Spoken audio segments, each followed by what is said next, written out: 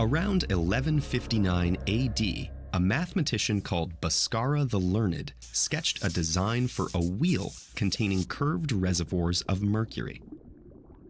He reasoned that as the wheel spun, the mercury would flow to the bottom of each reservoir, leaving one side of the wheel perpetually heavier than the other. The imbalance would keep the wheel turning forever. Bhaskara's drawing was one of the earliest designs for a perpetual motion machine, a device that can do work indefinitely without any external energy source. Imagine a windmill that produced the breeze it needed to keep rotating, or a light bulb whose glow provided its own electricity.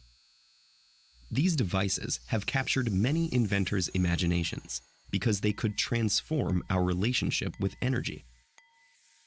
For example, if you could build a perpetual motion machine that included humans as part of its perfectly efficient system, it could sustain life indefinitely. There's just one problem: they don't work. Ideas for perpetual motion machines all violate one or more fundamental laws of thermodynamics, the branch of physics that describes the relationship between different forms of energy. The first law of thermodynamics says that energy can't be created or destroyed. You can't get out more energy than you put in. That rules out a useful perpetual motion machine right away, because a machine could only ever produce as much energy as it consumed. There wouldn't be any left over to power a car or charge a phone. But what if you just wanted the machine to keep itself moving? Inventors have proposed plenty of ideas.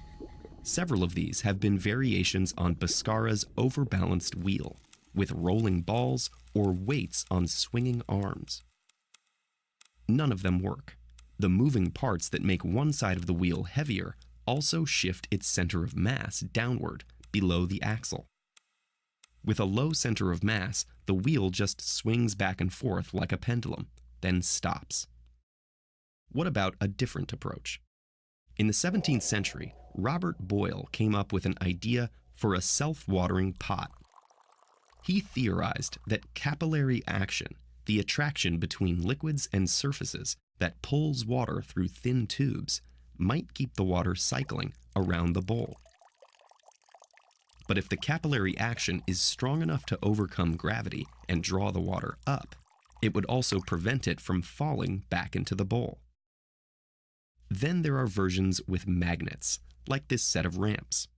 The ball is supposed to be pulled upwards by the magnet at the top, fall back down through the hole, and repeat the cycle. This one fails because, like the self-watering pot, the magnet would simply hold the ball at the top.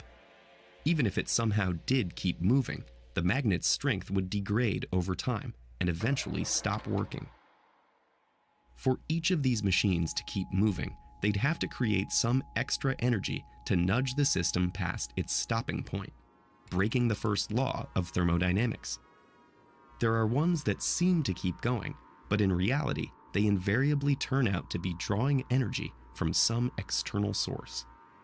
Even if engineers could somehow design a machine that didn't violate the first law of thermodynamics, it still wouldn't work in the real world because of the second law. The second law of thermodynamics tells us that energy tends to spread out through processes like friction. Any real machine would have moving parts or interactions with air or liquid molecules that would generate tiny amounts of friction and heat, even in a vacuum.